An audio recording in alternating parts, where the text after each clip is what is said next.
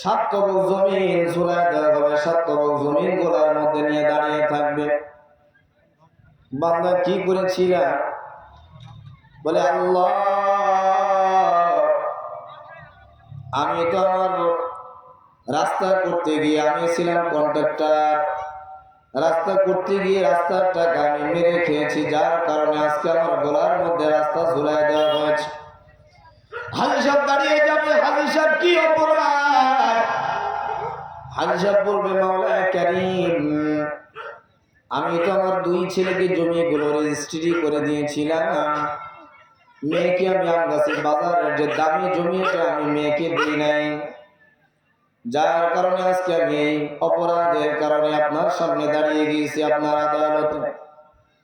এইভাবে জুলুম করলে জুলুমের গুনাহ আল্লাহ তাআলা মাফ করবেন না।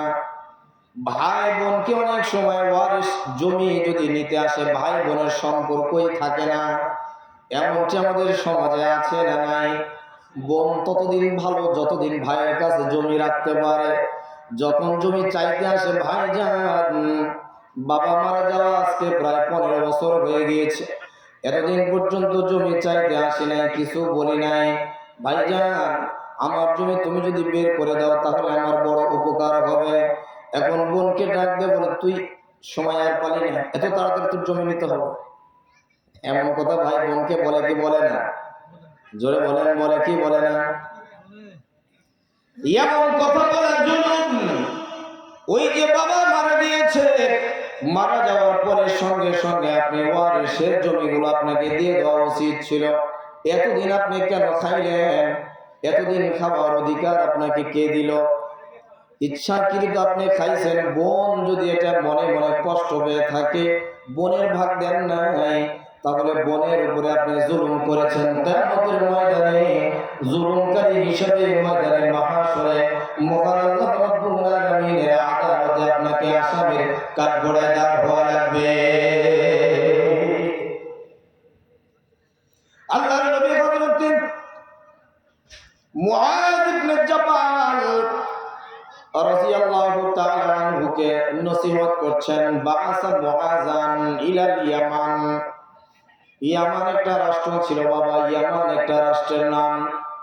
ইয়ামান থেকে কিছু লোক আল্লাহর নবীর দরবারে এসে প্রস্তাব জানায়, পয়গম্বর আপনি আমাদেরকে 3টা লোক দিবেন, একটা হলো আলেম দিবেন যাতে করে আমাদেরকে কোরআন হাদিস শিক্ষা দিতে পারে, একজন কারি দিবেন যাতে করে আমাদেরকে কোরআন তেলাওয়াত শিক্ষা দিতে পারে।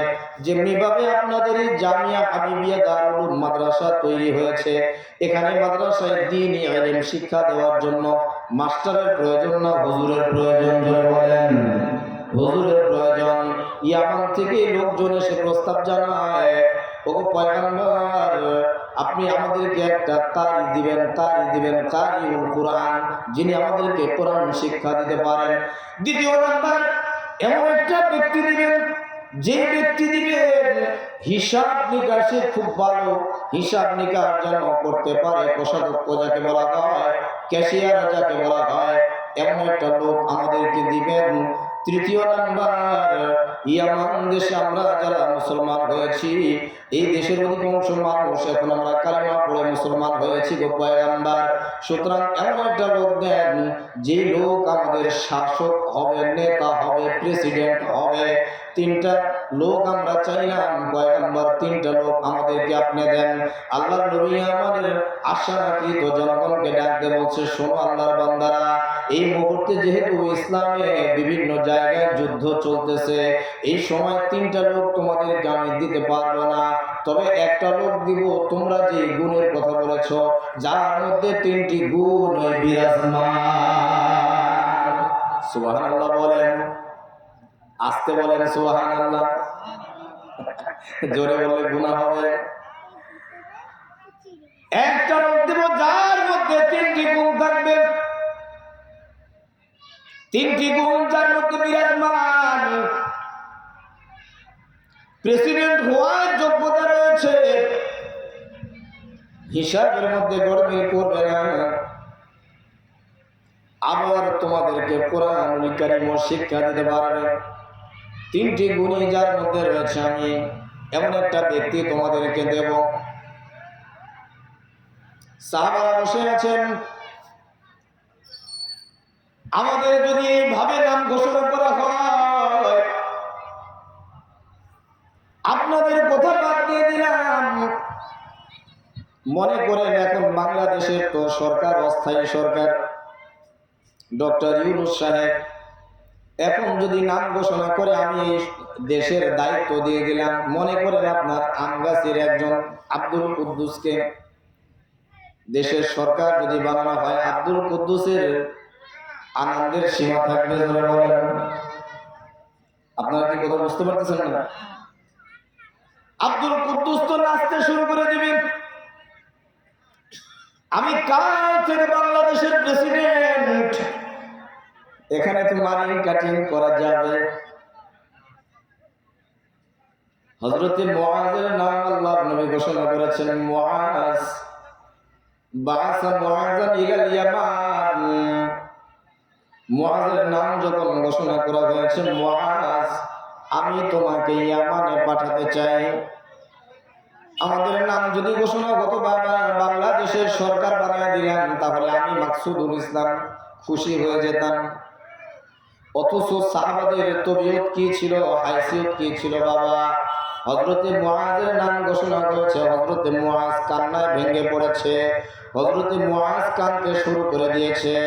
আল্লাহর নবী হযরতে মুআযকে ডাকতে বলেন, ইয়া মুআয মা আবাকা, কেন তুমি কাঁদো? হযরতে মুআয ডাকতে বলেন, ও পয়গম্বর, আমি এই জন্য কাঁদি, দেশের প্রেসিডেন্ট হওয়ার মতো শখ আমার নাই, আমি এই জন্য কাঁদি গো পয়গম্বর। আমাকে যদি আপনি ইয়ামানে পাঠায় দেন, তাহলে তো আগামীকাল থেকে আমি এমন একটা ব্যক্তির পিছনে নামাজ আদায় করি, যে ব্যক্তি পার্সনের উপরে আর কোনো পার্সন থাকতে পারে না। মানুষ শুধু নয়, যতগুলো মাখলুকাত আল্লাহ তাআলা তৈরি করেছেন, সবচাইতে দামি মাখলুকাত হলো মানুষ।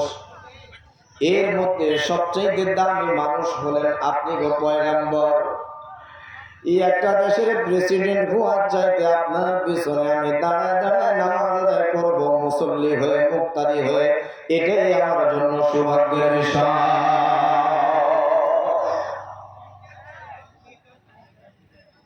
হযরতে মুআয